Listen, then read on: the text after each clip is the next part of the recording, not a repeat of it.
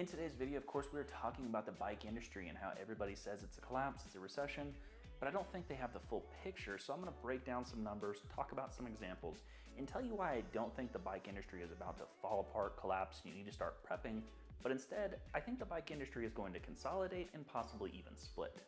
Before we dive too far in, I want to do a little bit of quick housekeeping. Now, you may remember I built a 2006 Kona Stinky up. I rode it down a black trail that I've always wanted to ride on a bike of that era. And unfortunately, in order to fund our latest bike acquisition here at the channel, I actually had to sell that bike. Now, good news is, and I'm actually happy about this for once, the bike was sold to a collector who does occasionally ride his bike, so it's gonna be well taken care of.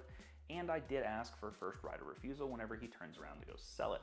So hopefully by then we've built up enough subscribers, please subscribe, to then reacquire the bike, maybe do something cool with it in the future, but at this point in time, had to get rid of this crappy mic and get some that sounded better for y'all. So please like, comment, subscribe, and just wanted to fill you in on what happened to that bike because we won't be making any more content with it. Now, without further ado, let's dive right on into what's going on in the industry and really start breaking this down and understanding a little bit better. The very first reason why I think we're looking at a bike industry consolidation rather than a recession is we are currently in this really bizarre and weird feeling phase of a post-pandemic market correction. Now, in 2024, the US bike market has stabilized around $7.2 billion.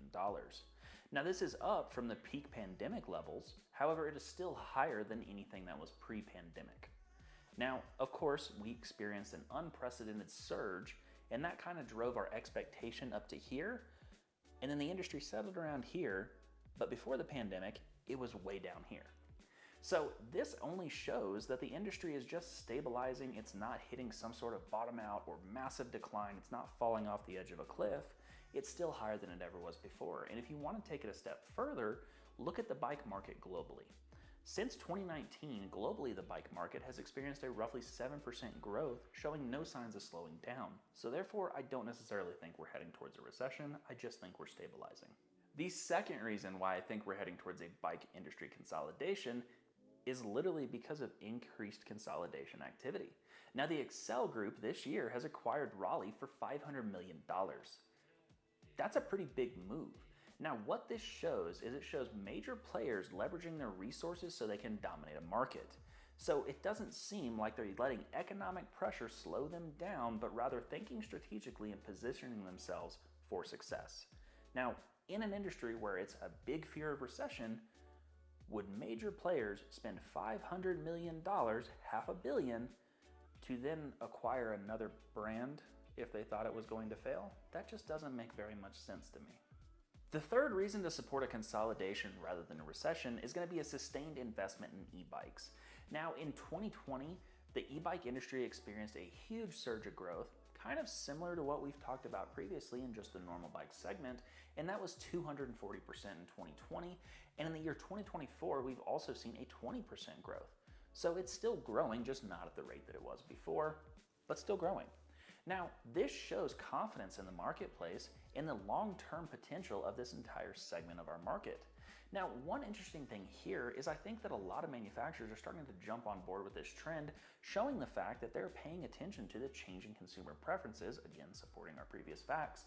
And what this shows is there's no sign of it slowing down because at the end of the day, it is still an e-what?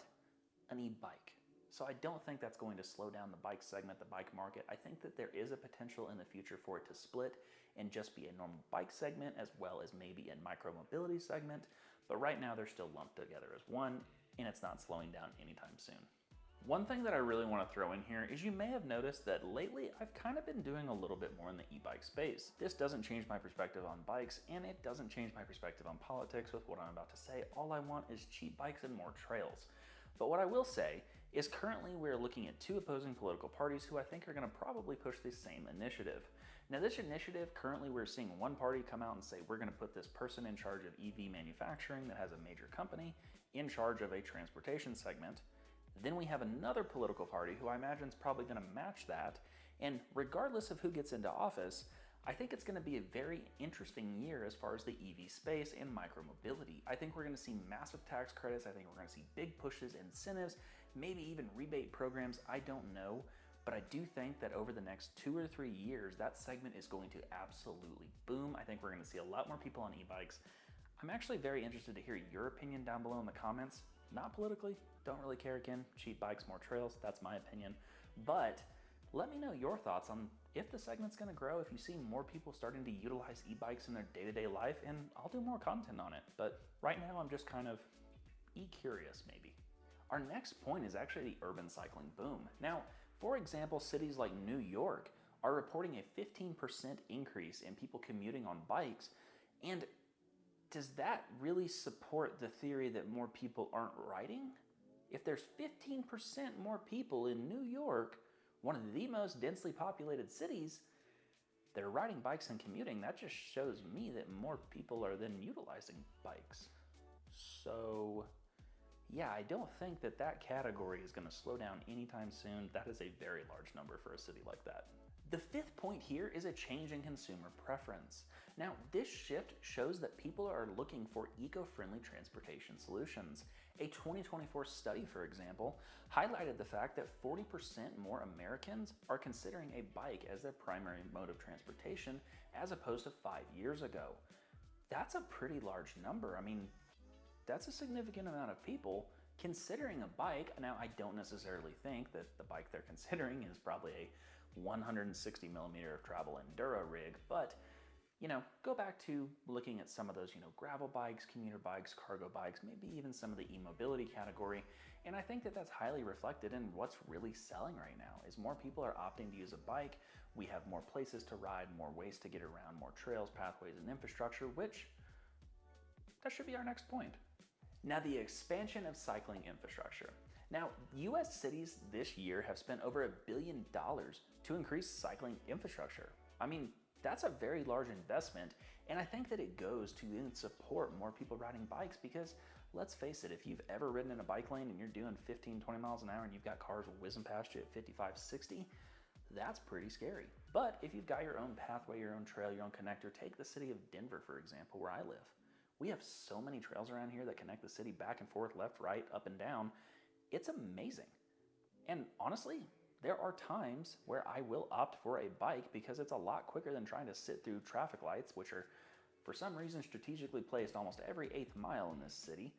Very weird, and I hate it, and it's horrible. But riding a bike around, creating dedicated bike pathways and ways to get around on a bike that are safer for people, I think that's going to get a lot more people out riding and enjoying it. And it's a great thing that cities are investing in things like this because it cuts down on congestion, which we all hate. I road rage pretty hard. So to wrap all this up, I don't necessarily think that we're heading towards a bike industry recession.